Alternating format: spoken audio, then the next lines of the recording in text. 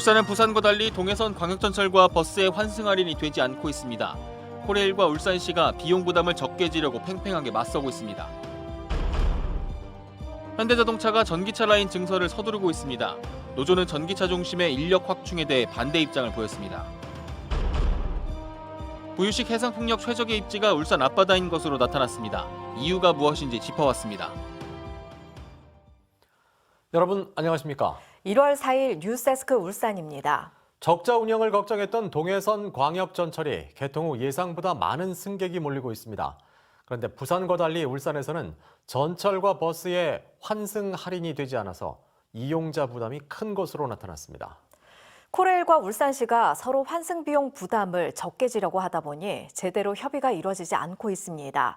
정인곤 기자입니다. 동해선 울산 구간 가운데 이용객이 가장 많은 태화강역. 시내버스를 이용해 태화강역까지 가려면 교통카드로 1,250원이 필요합니다. 다음 태화강역에서 전철로 갈아타고 부산 종착역인 부전역까지 간다면 요금 2,500원을 또 내야 합니다. 다시 말해 울산에서 버스와 전철을 타고 부산에 간다면 최대 3,750원까지 필요한 겁니다. 울산에서는 버스와 전철 환승 할인이 적용되지 않아 요금 부담이 큰 겁니다. 여기 울산은 버스가 많은데 전철이랑 환승이 안 되는 게 돈도 많이 들고 같이. 부산에서는 사정이 다릅니다. 시내버스를 타고 동해선 부전역을 가서 전철을 타면 환승이 됩니다. 울산과는 다르게 절반 요금으로 이용할 수 있는 겁니다.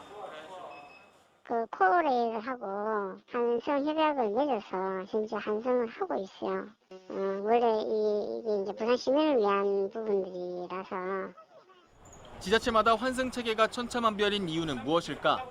코레일이 이번에 개통한 동해선 구간에 적자가 예상된다며 울산시의 환승 운임 전액 부담을 요구하고 있기 때문입니다. 반면 부산시와는 환승 운임 협의를 마쳤습니다. 동해선 부전역에서 일광역까지 발생하는 환승 운임은 코레일과 부산시가 절반씩 부담하고 이번에 개통한 원래와 좌천역은 부산시가 전액 부담하기로 했습니다. 환승에 대한 승객 비용 부담은 사실상 없다는 뜻입니다. 이에 대해 코레일은 향후 울산, 부산 광역 환승 체계 구축 때 이 문제를 다시 논의하겠다는 입장. 울산시는 공공기관인 코레일이 환승 운임을 부담해야 한다며 입장 차이를 보이고 있습니다. 환승 운임을 놓고 코레일과 울산시의 줄다리기가 계속되는 상황에 시민들의 이용 불편도 길어질 전망입니다. MBC 뉴스 정인곤입니다. 현대자동차가 연초부터 전기차 라인 증설에 나서고 전기차 중심으로 조직 개편을 단행하는 등 내연기관과의 이별을 서두르고 있습니다. 노조는 이에 대해 회사 예측만큼 전기차 시장이 빨리 커지지는 않을 것이라며 생산 인력을 오히려 충원해야 한다고 맞서고 있습니다. 이상욱 기자입니다. 그랜저와 소나타를 생산하는 현대차 아산 공장이 연초부터 가동을 멈췄습니다. 수백 명의 인력과 장비가 투입돼 기존 설비를 철거하고 있습니다. 내연기관 자동차 대신 전기차 생산 설비를 갖추기 위한 것입니다. 이달 말까지 4주간 전기차 라인 설비 작업을 마친 뒤 올 하반기부터 전기차를 생산할 예정입니다. 현대차는 전기차 생산 설비 확충과 함께 대대적인 연구개발본부 조직 개편을 단행했습니다. 엔진 개발센터 산하 조직을 완전 폐지하고 배터리 개발센터 중심으로 바꾼 겁니다. 글로벌 전기차 판매 목표는 2026년 100만 대에서 2027년 170만 대로 상향 조정했습니다. 이 기간 동안 전기차 라인업도 13개 차종으로 확대하고 올 한 해만 생산직 대신 미래차 전문 인력 2,200여 명을 충원할 예정입니다. 전기차뿐이 아니라 이제 자율차니 커넥티드카 쪽으로 가려고 그러면은 디지털화를 안 할 수가 없거든요. 그래서 이제 두 가지 재교육 훈련하고 새로운 인력들을 충원하는 건 사실이에요. 근데 그 인력들이 단순한 과거의 인력이 아닌 약간의 학력 수준이 좀 높은 사람들이에요. 현대차 노조는 전기차 중심의 인력 운용 계획에 대해 반대 입장을 분명히 했습니다. 지난해 전기차 판매가 150% 증가했지만 전체 차량 판매의 5.2%에 불과했고 현대차 조합은 48%가 정년 퇴직하는 2030년에도 글로벌 전기차 시장은 전체 26%에 그칠 전망이라며 당장 정규직 충원이 필요하다고 주장합니다. 전기차에 들어가지 않는 엔진과 변속기 등을 생산하는 부품 협력업체들도 비상이 걸렸습니다. 울산 상위 조사 결과 지역 부품업체의 60% 이상이 친환경차 전환 준비가 전혀 되지 않아 울산에서만 8천여 명이 실직 위기에 내몰릴 것으로 분석됐습니다. 글로벌 자동차 시장이 전기차로 급변하면서 이를 둘러싼 생존 전략을 놓고 이해관계가 엇갈리면서 연초부터 산업계의 고민이 깊어지고 있습니다. MBC 뉴스 이상욱입니다.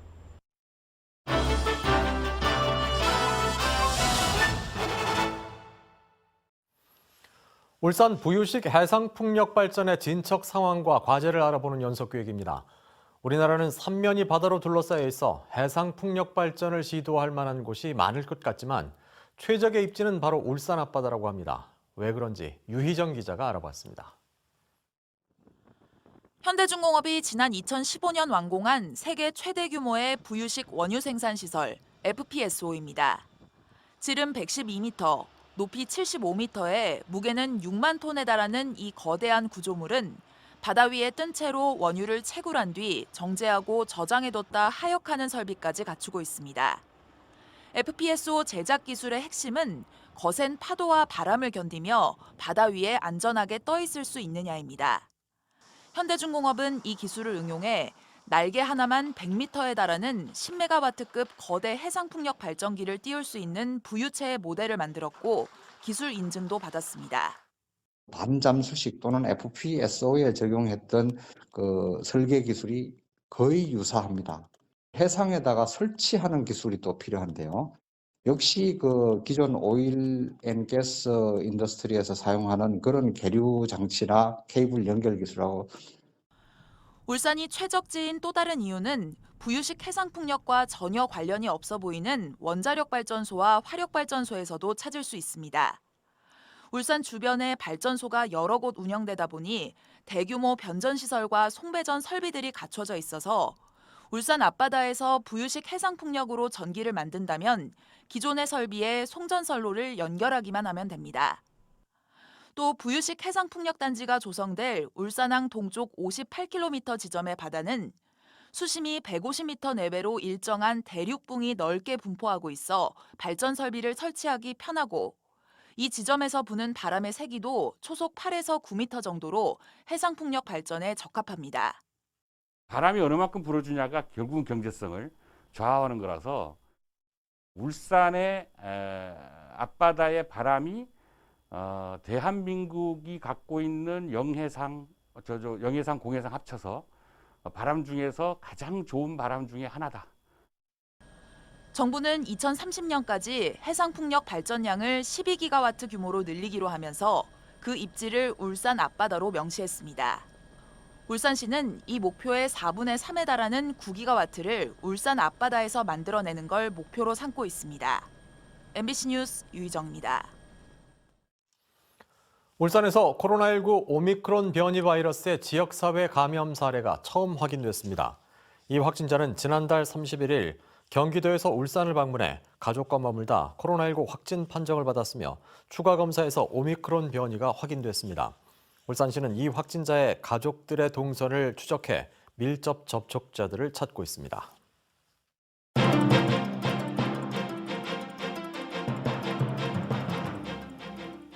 오늘의 울산입니다.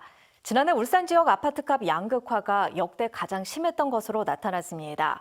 KB국민은행 주택시장 동향 통계에 따르면 지난해 울산 지역 아파트값 5분위 배율은 평균 5.6으로 2013년 관련 조사가 시작된 이후 가장 높은 수치를 기록했습니다. 5분위 배율은 주택을 가격순으로 5등분해 상위 20%의 평균 가격을 하위 20%의 평균 가격으로 나눈 값입니다. 김창룡 경찰청장이 오늘 울산 남부경찰서를 방문해 경찰 검문에 불응하고 도주하는 운전자를 실탄 사격으로 제압한 경찰관들을 격려했습니다. 김 청장은 국민의 생명과 안전을 위협하는 범죄에 대해서는 예외 없이 물리력을 사용해야 한다고 강조했습니다. 울산 남부서 경찰관들은 지난 29일 음주운전 의심 신고를 받고 출동해 도주하는 차량에 실탄 11발을 쏴 운전자와 동승자를 체포했습니다. 지난해 울산 지역의 1년간 수출액이 762억 달러를 기록해 조선업 침체가 본격화됐던 2015년 이후 최고치를 기록했습니다. 울산시는 코로나19 악재가 적지 않았지만 선박 수요 증가와 석유화학 제품 단가 상승으로 수출 실적이 다소 회복됐다고 설명했습니다. 울산은 지난 2011년 지자체 최초로 수출액 1,000억 달러를 달성했지만 이후 조선업 침체와 국제유가 하락 등으로 실적이 떨어지는 추세를 보이고 있습니다.